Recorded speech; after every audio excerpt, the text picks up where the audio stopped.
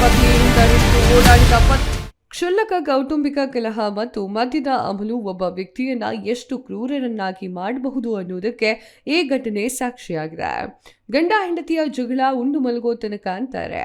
ಅಂಥದ್ದಲ್ಲಿ ಛತ್ತೀಸ್ಗಢದ ಕೋರ್ಬಾ ಜಿಲ್ಲೆಯಲ್ಲಿ ಹೆಂಡತಿ ಅನುಮಾನಿಸಿದ್ದಾಳೆ ಅಂತ ಹೇಳಿ ಪತ್ನಿ ಅಂತಾನು ನೋಡದೆ 58 ವರ್ಷದ ವ್ಯಕ್ತಿಯೊಬ್ಬ ತನ್ನ ಪತ್ನಿಯನ್ನ ಹರಿತವಾದ ಆಯುಧದಿಂದ ಶಿರಚ್ಛೇದ ಮಾಡಿ ಬಳಿಕ ರುಂಡ ಕತ್ತರಿಸಿದ್ದಾನೆ.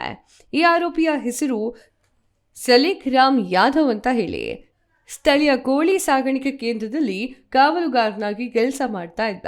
ಬುಧವಾರ ಸಂಜೆ ಪತ್ನಿ 50 ವರ್ಷದ ಸುಮತಿ ಎಂಬವಳನ್ನ ಕ್ಷುಲ್ಲಕ ಕಾರಣದ ವಿಚಾರವಾಗಿ ಜಗಳ ಆಡಿದ್ದಂತಹ ಸಲೀಕ್ ಜಗಳದ ವಿಕೋಪಕ್ಕೆ ಹೋದಾಗ ಕುಡಿದ ಅಮಲಿನಲ್ಲಿ ಕೋಳಿ ಕತ್ತರಿಸಲು ಬಳಸಲಾಗ್ತಾ ಇದ್ದಂತಹ ಹರಿತವಾದ ಮಾಂಸ ಕತ್ತರಿಸುವಂತಹ ಆಯುಧದಿಂದ ಪತ್ನಿಯ ಕುತ್ತಿಗೆಗೆ ಬಲವಾಗಿ ಏಟು ಹಾಕಿ ಶಿರಚ್ಛೇದ ಮಾಡಿದ್ದಾರೆ.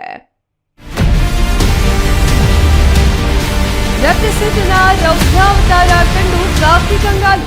ತನ್ನ ಮಕ್ಕಳ ಮುಂದೆಯೇ ಮಚ್ಚಿನಿಂದ ಪತ್ನಿ ಕತ್ತನ್ನ ಕತ್ತರಿಸಿದ ಬಳಿಕ ರುಂಡ ಹಿಡಿದು ಊರು ತುಂಬಾ ಓಡಾಡಿದ್ದು ತಲೆಯನ್ನ ಚೀಲದಲ್ಲಿ ಇಟ್ಟುಕೊಂಡು ಗ್ರಾಮದಲ್ಲಿ ಸುತ್ತಾಡಿದ್ದ ಅಂತ ಹೇಳಿ ಆರೋಪಿಸಲಾಗಿದೆ. ಆರೋಪಿಯ ಬಗ್ಗೆ ಗ್ರಾಮಸ್ಥರು ಪೊಲೀಸರಿಗೆ ಮಾಹಿತಿಯನ್ನ ನೀಡಿದ್ದಾರೆ.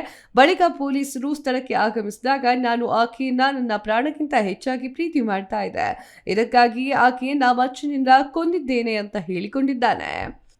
ಪತ್ನಿಯ ರುಂಡವನ್ನ ಚೀಲದಲ್ಲಿ ಹಾಕಿಕೊಂಡು ಪೊಲೀಸ್ ಠಾಣೆಗೆ ಹೋಗಿ ಶರಣಾಗಲು ಆರೋಪಿ ಯೋಜಿಸಿದ್ದಂತೆ. ಆದರೆ ಪೊಲೀಸರೇ ಅವನಿದ್ದ ಸ್ಥಳಕ್ಕೆ ಬಂದು ಬಂಧನ ಮಾಡಿದ್ದಾರೆ. ಈ ಕ್ರೂರ ಘಟನೆ ಇಡೀ ಗ್ರಾಮಸ್ಥರಲ್ಲಿ ಭೀಕರವನ್ನ ಸೃಷ್ಟಿ ಮಾಡಿದ್ದು ಪೊಲೀಸರು ಈ ಬಗ್ಗೆ ತನಿಖೆಯನ್ನ ನಡೆಸಿದ್ದಾರೆ.